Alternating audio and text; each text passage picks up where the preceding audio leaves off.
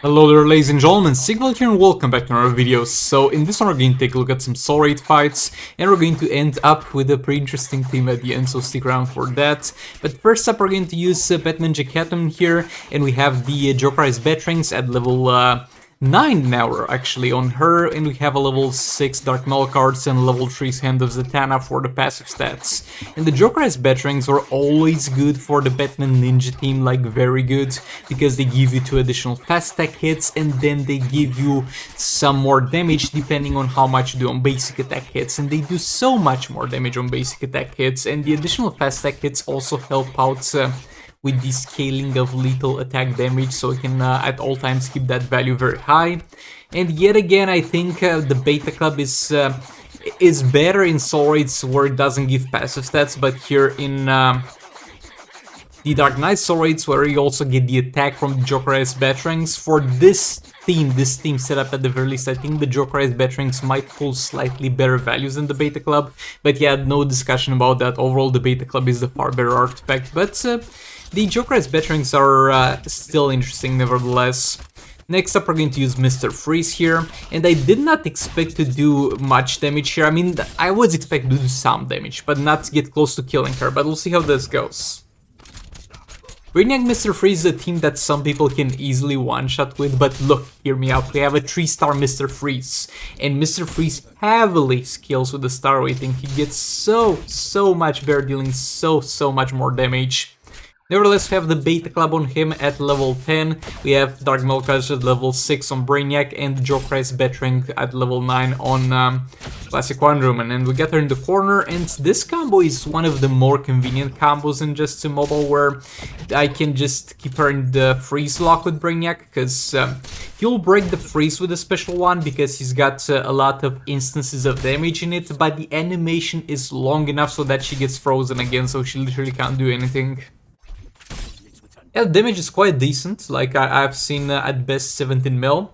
I could do super move, but it's a 3-star Mr. Freeze, so the super move doesn't give that much damage anyway, and it would push her out of the corner, which is not convenient. I got into an inconvenient situation anyway here, because I messed up and I broke the freeze, and that lost kind of 20 seconds of the fight, and that's a huge amount of time where it didn't deal damage. Seems like we're peaking at 18.2, and if we're dealing from the start of the fight that much damage, then it would be great, but we were not. And there was some health left on her, like I was not expecting to deal that much damage. I dealt above 1 billion. I guess Mr. Freeze team is really scaling good with the level of artifacts that they have, but still need a higher star rating Mr. Freeze. I've started to play Arena and Champions Arena a little bit more, by the way. I was like, okay, I'm watching some stuff on Netflix. If it's not something interesting that's happening, I might as well just listen to it and watch from time to time, and also play Arena and CA on my phone. And it works well. I'm gonna go back to some higher tiers in CA, get some shards, because we're getting some gold characters nowadays, and I need to have those shards so I can get my Elder Swamp Thing to a higher star rating.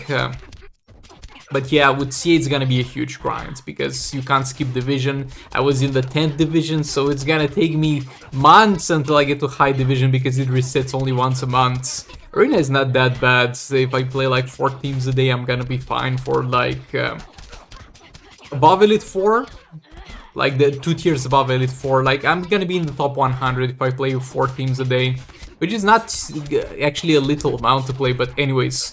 Moving on to the next fight, we have the full League of Anarchy here against Boss Blue Beetle, and this is not doing as much damage as I was expecting. Like, it's doing decently, but in our soul rates, in Dark Knight soul rates, it was doing a little bit more. Maybe it's because I'm using the Joker in here, and I should have used something like Arcanite Dead. Like, the problem here was, I believe that this man's super move would destroy anything.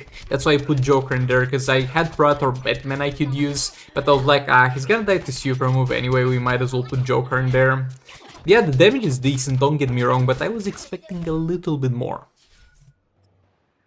And for the next team, yet again, a cleanup fight with the Batman Ninja team. Yet again, the Jokerized Batrings are gonna be in action. We're gonna get the super move out of the way as soon as possible. The super move is so worth it for the Batman Ninja team, especially because you get to max energy so fast. Got him in the corner, special 2. Combo and chopped his ass, combo and chopped again. Do a third special, there we go. Combo interrupt again. Combo interrupt again. Into our third special. Super move, no trouble with that, except for the fact that he pushed us from the corner. So we need to push him back now. He missed there. Third special activated. There we go. Now he's got nothing to do unless I mess something up. Poison effect applied. We're seeing 1 mil values on the additional damage that comes from the Jokerized Batterings, and you might be like, that's not so high. Yeah, but it's on every single hit that we do, and the Batman team also, I mean, Catwoman specifically also has a weird combo where she does a lot of hits in her combo. Yeah, that's gonna be it for Boss Blue Beetle. He tried, okay? He tried. And I mean, he was damaged a bit, crab rewards as usual, he was damaged a bit, and that damage was a thing that I don't want to talk about that happened previously.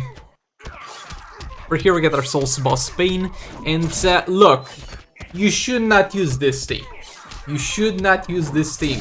You should split them up, maybe use Zatanna with the League of Anarchy, you should do other stuff, okay? You should not end up in this situation.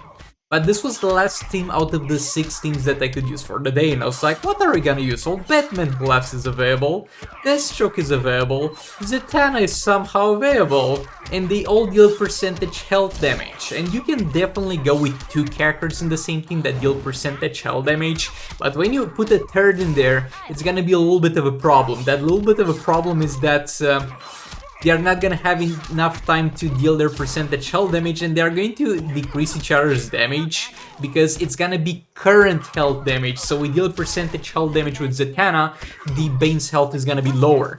Then Deathstroke comes in and he's gonna deal lower damage than if Zatanna didn't do damage before him. So they kind of counteract each other. But look, the benchmark for this team to be a decent team is 1.4 mil. Because usually with the Batman Collapse Deathstroke team, it's gonna be a very fortunate situation if you can get above 1.4 mil on a 2 billion fights health. Because that requires some pretty good luck, some pretty decent gameplay to get to that point. It's kind of a benchmark that I have found to trial and error. So if we get to be above 1.4 mil, then this team did well. This team definitely did well if we get above that. We have sort of Salvation Battle Collapse, that was for power generation. Deathstroke's gonna go with Nora Snow Globe so we can get those clones or even more percentage hull damage, and we can get Zatanna with the Dark Metal card, so he provides some passive stats. Super move was done there. And I hit him with the special 2. And a gap close a bit with the clone, another special 2. And a gap close again. And that clone is done for, but that's fine. Get another clone in there. Keep pushing him. Combo interrupt again. Now we got him in the corner, and so we're just gonna spam special 2 with the clone. He does a decent amount of damage because he's got the Berserk trait, if I remember correctly, where he does more damage depending on the fullness of his power bar, and those bosses are kind of the most dangerous, usually in terms of damage, but the clone is gonna be fine, it's gonna hold up for a while. And a little bit of a spoiler, this did above 1.4 billion damage, and granted this was one of the better gameplays I had with this team. With this kind of a team, it went well overall. Zatanna did a great job at the start, but it pulled through despite the expectations and how dumb the premise of this team sounds like. They actually got stuff done. Though yet again, Zatanna would have been so much more useful in other scenarios, but yeah, thanks so much for watching. Like if you liked it, dislike if you disliked it, and I'll see you all in the next one. Goodbye! This is the future.